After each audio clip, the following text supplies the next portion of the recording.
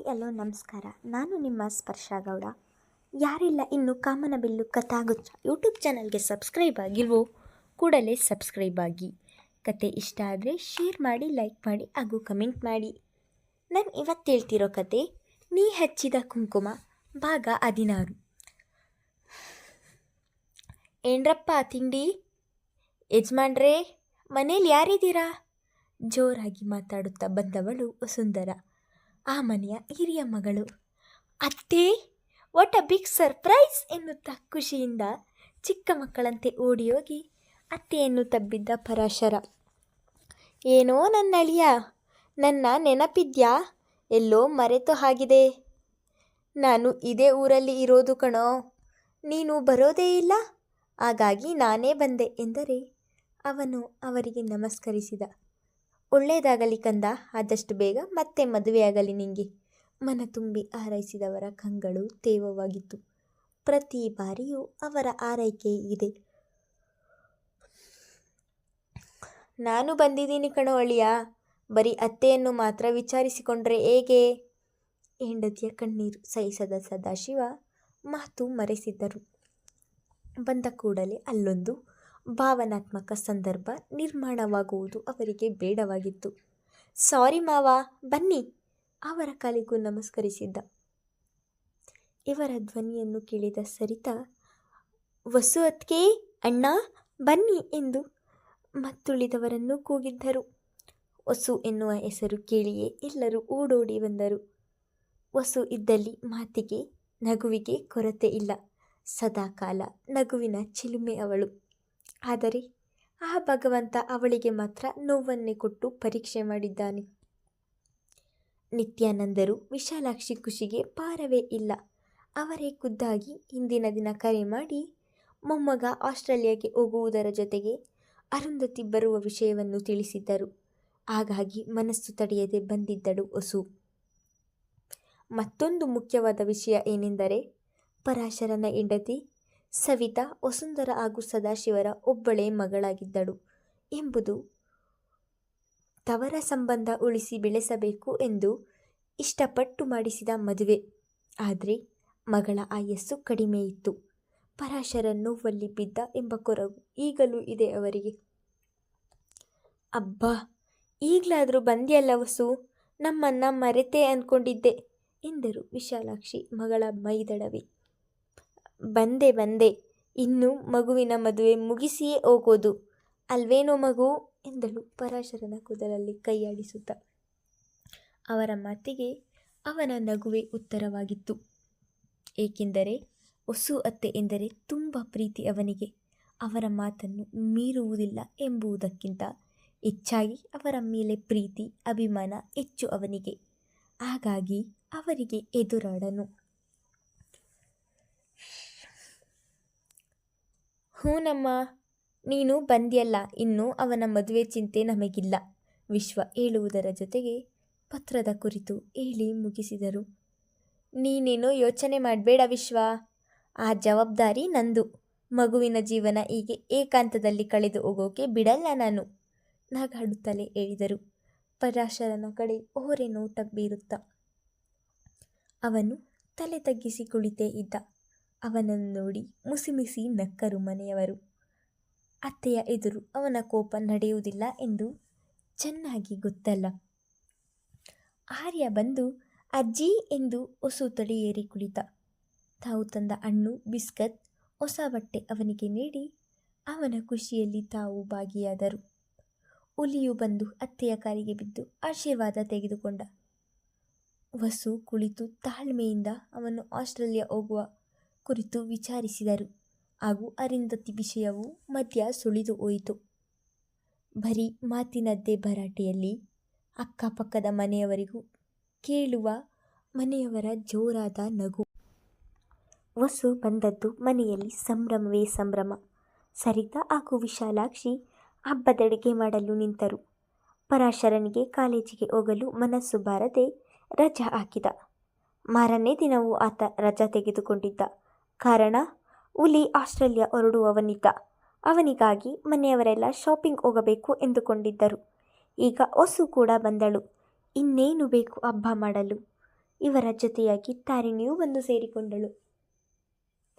ವಿಶ್ವ ಪುರಂದರಿಗೂ ಕರೆ ಮಾಡಿ ಹೇಳಿದ, ಇವತ್ತು ಮನೆಯಲ್ಲಿ ಅಡಿಗೆ ಮಾಡುವುದು ಬೇಡ, ನಮ್ಮನೆಯಲ್ಲಿಯೇ ಎಲ್ಲರೂ ಒಟ್ಟಾಗಿ ಕುಳಿತು ಊಟ ಮಾಡೋಣ, ನೀನು ಅತ್ತಿಗೆ ಇಲ್ಲಿಗೆ ಬನ್ನಿ ಎಂದು. ಈ ಎರಡೂ ಮನೆಯವರು ಆಗಾಗ ಹೀಗೆ ಸೇರುವುದು ಸಾಮಾನ್ಯ. ಪಾರ್ವತಿಯು ಅಡಿಗೆಗೆ ಸೇರಿಕೊಂಡರು. ಅಂದು ಎಲ್ಲರೂ ಹಬ್ಬದೂಟ ಮಾಡಿ ಸಂಜೆಯವರೆಗೂ ಹರಟಿ ಮಧ್ಯೆ ಸ್ವಲ್ಪ ವಿಶ್ರಾಂತಿ ತೆಗೆದುಕೊಂಡು ಸಂಜೆ ಶಾಪಿಂಗ್ ಹೊರಡುವ ಯೋಚನೆ ಮಾಡಿದರು. ಸದಾಶಿವ ಊಟ ಮುಗಿಸಿ ಹೊರಟರು. ಅವರು ಹೊಸು ಹಾಗೆ ಎಲ್ಲರೊಡನೆ ಬೆರೆಯಲಾರರು. ತುಸು ಗಂಭೀರ ವ್ಯಕ್ತಿತ್ವ, ಹಾಗಾಗಿ ಅವರ ಜೊತೆ ಯಾರಿಗೂ ಅಷ್ಟು ಸಲಿಗೆ ಇಲ್ಲ. ಪೇಟೆಗೆ ಹೊರಟ ಮೇಲೆ ಹಿಂತಿರುಗಲು ತಡ ಆಗಬಹುದು ಎಂದು ಸರಿತಾ ದೇವರೆದುರು ದೀಪ ಹಚ್ಚಿ ಬಂದರು. ಮನೆಯಿಂದ 2 ಕಾರು ಹೊರಟಿತ್ತು. ಒಂದು ಕಾರನ್ನು ವಿಶ್ವ ಡ್ರೈವ್ ಮಾಡಿದರೆ ಮತ್ತೊಂದು ಕಾರನ್ನು ಹುಲಿ ಡ್ರೈವ್ ಮಾಡಲು ತಯಾರಾದ. ಎಲ್ಲರೂ ಹತ್ತಿ ಕುಳಿತರು. ಅಂಗಳದ ತುದಿಯಲ್ಲಿ ನಿಂತು ತಾರಿಣಿ ಕೈ ಬೀಸಿದಳು. ನೀನು ಬಾರೆ, ಯಾಕೆ ಸಪ್ಪಗಿದ್ದಿ? ಹೊಸು ಸರಿತಾ ಇಬ್ಬರು ಅವಳನ್ನು ಕರೆದರು. ಬೇಡ ಅತ್ತೆ, ನೀವು ಹೋಗಿ ಬನ್ನಿ, ನನಗೆ ಓದೋದಿದೆ ಎಂದು ತಂದೆಯ ಮುಖ ನೋಡಿದಳು. ಪುರಂದರರಿಗೆ ಇದೆಲ್ಲ ಇಷ್ಟವಾಗದು ಎಂದು ಗೊತ್ತು ಅವಳಿಗೆ. ಆ ಮನೆಯೊಟ್ಟಿಗೆ ಅದೆಷ್ಟು ಸಲಿಗೆ ಇದ್ದರೂ ಅವರು ಶಾಪಿಂಗ್, ಡಿನ್ನರ್ ಎಂದು ಹೊರಗೆ ಹೋಗುವಾಗ ಮಗಳನ್ನು ಕಳುಹಿಸುವುದಿಲ್ಲ. ಡ್ರೈವರ್ ಸೀಟಿನಲ್ಲಿ ಹುಲಿಯಂತೂ ಅವಳ ಕಡೆ ಕೋಪದ ನೋಟ ಬೀರಿದನಷ್ಟೇ ವಿನಃ ಬಾ ಎಂದು ಬಾಯಿ ಮಾತಿಗೂ ಕರೆಯಲಿಲ್ಲ. ಅವನ ನೋಟವೇ ಹೇಳಿತ್ತು ಅವನ ಮನದ ಮಾತನ್ನು. ಯಾಕೋ ಕಾರಣವಿಲ್ಲದೆ ಅವಳ ಕಣ್ಣುಗಳು ತುಂಬಿದವು. ಪುರಂದರ ಅದನ್ನು ಬೇರೆ ರೀತಿಯಲ್ಲಿ ಭಾವಿಸಿದರು. ತಾರಿಣಿ, ನೀನು ನಮ್ಮನೆಯವಳೇ, ಬಾ ಪುಟ್ಟಿ. ಈ ಬಾರಿ ವಿಶಾಲಾಕ್ಷಿಯವರು ಹೇಳಿದಾಗ, ಹೋಗ್ಬಾ ಪುಟ್ಟಿ, ತಗೋ ಈ ಮೊಬೈಲ್, ಏನಾದರೂ ಬೇಕಾದರೆ ತೆಗೆದುಕೋ ಎಂದು ತನ್ನ UPI ಪಿನ್ ಅವಳಿಗೆ ಹೇಳಿದಾಗ ಅವಳ ಕಣ್ಣುಗಳು ಹೊಳೆದಿತ್ತು. ಒಮ್ಮೆ ಹುಲಿಯತ್ತ ನೋಡಿದಳು. ಆತನ ಮೀಸೆ ಅಡಿಯಲ್ಲಿ ಕಂಡು ಕಾಣದ ಕಿರುನಗು ನೋಡಿ, ಅಬ್ಬಾ ಬಚಾವಾದೆ, ಈಗ ಹೊರಡದೆ ಇದ್ದಿದ್ರೆ ಈ ಹುಲಿಯ ಕೋಪದ ನೋಟಕ್ಕೆ ನಾನು ಏನಾಗ್ತಿದ್ನೋ. ಥ್ಯಾಂಕ್ಸ್ ಅಪ್ಪ ಎಂದು ಮನದಲ್ಲಿಯೇ ಹೇಳಿಕೊಂಡು ಹೊಸು ಅತ್ತೆಯ ಪಕ್ಕ ಹೋಗಿ ಕುಳಿತಳು. ಹುಲಿ ಒಮ್ಮೆ ಕನ್ನಡಿ ಸರಿ ಮಾಡಿಕೊಂಡ. ಕಾರು ಹೊರಟಿತು. ಸರಿತಾ ಹೊಸುವಿಗೆ ಮಾತಿನ ಬರದಲ್ಲಿ ಇವರ ಕಡೆ ಗಮನವಿಲ್ಲ. ಹುಲಿ ಮಾತ್ರ ಕನ್ನಡಿಯಲ್ಲಿ ಆಗಾಗ ಅವಳನ್ನು ನೋಡುತ್ತಿದ್ದರೂ ಮುಖ ಮಾತ್ರ ದುಮ್ಮಿಸಿಕೊಂಡೇ ಇದ್ದ. ಎಲ್ಲರೂ ಮಂಗಳೂರಿನ ಸೆಂಟ್ರಲ್ ಮಾಲ್ಗೆ ಹೋಗಿ ಹುಲಿಗೆ ಬೇಕಾಗಿರುವ ಅಗತ್ಯ ವಸ್ತುಗಳನ್ನು ಖರೀದಿಸಿದರು. ಮನೆಯವರಿಗೂ ಒಂದಷ್ಟು ಬಟ್ಟೆ ತೆಗೆದುಕೊಂಡರು. ಶಾಪಿಂಗ್ ಮುಗಿದು ಹೋಟೆಲೊಂದಕ್ಕೆ ಹೋಗಿ ಊಟ ಮಾಡಿ ಹೊರಡುವಾಗ 10 ಗಂಟೆ ದಾಟಿತ್ತು. ಸಿಟಿಯಿಂದ 3/4 ಗಂಟೆ ದಾರಿ ಇವರ ಹಳ್ಳಿ. ಮನೆಗೆ ಬರುವಷ್ಟರಲ್ಲಿ ಸುಮಾರು 11ರ ಹತ್ತಿರ ಬಂದಿತ್ತು. ಆರ್ಯ ಪರಾಶರನ ತೊಡೆಯ ಮೇಲೆ ನಿದ್ರೆ ಹೋಗಿದ್ದ ಕಾರಣ ಹುಲಿಯ ಬಳಿಯೇ ತಾರಿಣಿಯನ್ನು ಮನೆಗೆ ಬಿಡಲು ಹೇಳಿದ. ಆತ ಒಮ್ಮೆ ತಾರಿಣಿ ಮೊಗ ನೋಡಿ ಸರಿ ಎಂಬಂತೆ ತಲೆ ಆಡಿಸಿದ. ಎಲ್ಲರಿಗೂ ಹೇಳಿ ತಾರಿಣಿ ಹುಲಿಯ ಜೊತೆ ಮನೆಗೆ ಹೊರಡಲು ಸಿದ್ಧವಾದಳು. ರೋಗಿ ಬಯಸಿದ್ದು ಹಾಲು ಅನ್ನ, ವೈದ್ಯ ಹೇಳಿದ್ದು ಹಾಲು ಅನ್ನ ಎಂಬಂತಾಗಿತ್ತು ಇಬ್ಬರ ಸ್ಥಿತಿ. ಆದರೆ ಹುಲಿ ಬಿಗುಮಾನ ತೊರೆಯಲಾರ. ಅದೆಷ್ಟು ಬಾರಿ ಹುಲಿ ಅವಳನ್ನು ರಾತ್ರಿ ಮನೆಗೆ ಬಿಡಲು ಹೋಗಿದ್ದರೂ ಈ ಬಾರಿ ವಿಶೇಷ ಅನಿಸಿತ್ತು ಅವಳಿಗೆ. ಅರಿಯದ ನಾಚಿಕೆ, ಅವನ ಜೊತೆ ಮಾತನಾಡುವ ತವಕ, ಅರಿಯದ ಪುಳಕ, ಭಾವಗಳ ಸಮ್ಮಿಶ್ರ ಅವಳ ಮನದೊಳಗೆ. ಆ ಮನೆಯವರ ತೋಟ ದಾಟಿ ಮುಂದೆ ಹೋದರೆ ಆ ಮನೆ. ಮೊಬೈಲ್ ತೆರೆದು ಟಾರ್ಚ್ ಆನ್ ಮಾಡಿಕೊಂಡ. ಅವಳು ಮುಂದೆ ನಡೆದರೆ ಅವನು ಹಿಂದೆ ನಡೆದ. ಆ ಮನೆ ದಾಟುತ್ತಲೇ ತೋಟದೊಳಗೆ ಹೋದ ಮೇಲೆ ನಿಂತು ಬಿಟ್ಟಳು ಒಂದೇ ಸಲ ಹುಡುಗಿ. ಏನಾಯ್ತು, ಮುಳ್ಳು ಚುಚ್ಚಿತಾ ಎಂದು ಕಾಳಜಿಯಿಂದ ಕೇಳಿದ. ತೋಟದಲ್ಲಿ ಜಾಸ್ತಿ ಕಳೆ ಹುಟ್ಟಬಾರದು ಹಾಗೂ ಗಿಡಗಳಿಗೆ ಗೊಬ್ಬರವಾಗಲಿ ಎಂಬ ದೃಷ್ಟಿಯಿಂದ ತೆರಕುಗಳನ್ನು ಹಾಕಿಸಿರುತ್ತಾರೆ. ಒಣಗಿದ ಎಲೆ ಹತ್ತಿರದಿಂದ ಬೆಟ್ಟದಿಂದ ತರುತ್ತಾರೆ ಹಳ್ಳಿಯ ಕಡೆ. ಮಳೆಗಾಲದಲ್ಲಿ ಅದು ನೆಂದು ಗೊಬ್ಬರವಾಗುತ್ತದೆ. ಅದರಲ್ಲಿ ಮುಳ್ಳು ಇರುವುದು ಸಹಜವೆಂದೇ ಕೇಳಿದ್ದ. ಹೌದು, ಆದರೆ ಕಾಲಿಗಲ್ಲ, ಮನಸ್ಸಿಗೆ. ಅವನ ಕಡೆ ತಿರುಗಿ ಅವನನ್ನೇ ನೋಡುತ್ತಾ ಹೇಳಿದಳು. ಅಂದರೆ? ಅವಳ ಮಾತುಗಳ ಒಳರ್ಥ ತಿಳಿಯದವ ಹೇಳಿದ್ದ. ಅಂದರೆ ಏನು ಅಂತ ನಿಂಗೆ ಗೊತ್ತಿಲ್ವಾ? ಸರಿಯಾಗಿ 1 ವಾರದ ಹಿಂದೆ ಅದೆಷ್ಟು ಮೆಸೇಜ್ ಮಾಡಿದೆ ನಿಂಗೆ? ಒಂದಕ್ಕಾದರೂ ಉತ್ತರ ಕೊಟ್ಟ್ಯಾ? ಯಾಕೆ ನನ್ನ ಮೇಲೆ ಪ್ರೀತಿ ಅಂದವನಿಗೆ ಅಷ್ಟು ಬೇಗ ಮನಸ್ಸು ಬದಲಾಯಿತಾ? ಹುಲಿ ಬೇಡ್ವಾ? ಹುಲಿ ಕಂಡ್ರೆ ಪ್ರೀತಿ ಇಲ್ವಾ? ಹುಲಿ ಕಂಡ್ರೆ ಭಯನಾ ಅಂತ ಕೇಳಿ ನನ್ನ ಮನದಲ್ಲಿ ಪ್ರೀತಿಯನ್ನು ಹುಟ್ಟು ಹಾಕಿ ಈಗ ನಾನಾಗಿ ಮಾತಾಡೋಕ್ಕೆ ಬಂದರೆ ದೂರ ಹೋಗ್ತಿ. ಯಾಕೆ? ಅಬ್ರಾಡ್ಗೆ ಹೋಗ್ತೀನಿ ಅಂತ ಜಂಬಾನ? ಪಟಪಟನೆ ಹೇಳಿ ಮುಗಿಸಿದಳು. ಅವಳ ಕೋಪ, ಮಾತು, ಅರಳು ಕಂಗಳು, ತಲೆಯಲ್ಲಿ ಅವಳ ಮುಗ ಮತ್ತಷ್ಟು ಮುದ್ದಾಗಿ ಕಂಡಿತ್ತು. ಅವಳ ಮಾತಿಗೆ ಜೋರಾಗಿ ನಗಬೇಕು ಅನಿಸಿದರೂ ಬಲವಂತವಾಗಿ ತಡೆದುಕೊಂಡಿದ್ದ. ತಾನು ಪ್ರೀತಿಸುತ್ತೇನೆ ಎಂದು ಹೇಳಿದ ಕೂಡಲೇ ಒಪ್ಪಿಗೆ ನೀಡದವಳ ಮೇಲೆ ಕೊಂಚ ಕೋಪವೇ ಇತ್ತವನಿಗೆ. ಇದು ಅವನ ಗುಣ. ಎಲ್ಲವೂ ಹೇಳಿದ ಕೂಡಲೇ ಆಗಬೇಕು. ಬಾಲ್ಯದಿಂದಲೂ ಎಲ್ಲವೂ ಹೀಗೆಯೇ ಸಿಕ್ಕಿದ್ದು ಅವನಿಗೆ. ಅಣ್ಣನಿಗಿರುವ ಕಾಲು ಪಾಲು ತಾಳ್ಮೆ ಇವನಿಗಿಲ್ಲ. ಹಾಗಾಗಿ ಅವಳ ಮಾತು ಕೇಳಿ ನಗು ಬಂದರೂ ನಗಲಿಲ್ಲ. ಮತ್ತಷ್ಟು ಗಂಭೀರವಾದ, ಅಲ್ಲಲ್ಲ ಹಾಗೆ ವರ್ತಿಸಿದನಷ್ಟೇ. ಪ್ರೀತಿಯ ಯಾತನೆ ಅವಳಿಗೂ ತಿಳಿಯಲಿ ಎಂಬ ಒಣಜಂಬ. ಈಗೇನು ಮಾಡೋದು? ಜಂಬ ಬಂದವನ ಸ್ನೇಹ ಯಾಕೆ ಬೇಕು ನಿಂಗೆ? ಬಿಡ್ತೀಯಾ? ಹೇಗಿದ್ರೂ ಅಬ್ರಾಡ್ಗೆ ಹೋಗ್ತೀನಲ್ಲ, ನನ್ನ ಮರೆತು ಬಿಡ್ತೀಯಾ? ಹೊರಟಾಗಂದ. ಈಗೆಲ್ಲ ಹೇಳ್ಬೇಡ ಪ್ಲೀಸ್. ಅವತ್ತು ಏಕಾಂತದಲ್ಲಿ ಪ್ರೀತಿನ ಹೇಳು ಅಂದಿದ್ದೆ ಅಲ್ವಾ? ನೋಡು, ಈ ಏಕಾಂತ ಕತ್ತಲು ಯಾರೂ ಇಲ್ಲ ಇಲ್ಲಿ, ನಾವಿಬ್ಬರೇ. ಈಗಲಾದರೂ ಕೇಳ್ತೀಯಾ ನನ್ನ ಮಾತನ್ನ? ಇಷ್ಟೊತ್ತಲ್ಲಿ ಹೀಗೆ ನಾವಿಬ್ಬರೂ ತೋಟದ ಮಧ್ಯೆ ನಿಂತು ಮಾತಾಡೋದು ಸರಿ ಇರಲ್ಲ ತಾರಿಣಿ. ಏನೇ ಇದ್ರೂ ನಾಳೆ ಮಾತಾಡೋಣ. ನಾನು ಆಗಂದೆ ಎಂದ ಮಾತ್ರಕ್ಕೆ ಈ ಸಮಯ ಸರಿ ಎಂದಲ್ಲ. ಬಾ, ತುಂಬ ತಡ ಆಗಿದೆ ಎಂದು 1 ಹೆಜ್ಜೆ ಮುಂದೆ ಇಟ್ಟ. ಅವನ ಕೈ ಹಿಡಿದು ಹೋಗದಂತೆ ತಡೆದವಳು ಪ್ಲೀಸ್ ಎಂದಳು ಕಣ್ಣು ಕಿರಿದಾಗಿಸಿಕೊಂಡು. ಬೇಗ ಬಾ, ತಡ ಆದರೆ ನಿಮ್ಮಪ್ಪ ಹುಡ್ಕೊಂಡು ಬರ್ತಾರೆ ನಿನ್ನನ್ನು. ಈಗಾಗಲೇ ಅದೆಷ್ಟು ಸಾರಿ ನಮ್ಮಪ್ಪಂಗೆ ನಿಮ್ಮಪ್ಪ ಫೋನ್ ಮಾಡಿರ್ತಾರೋ. ಬಾ ತಾರಿಣಿ.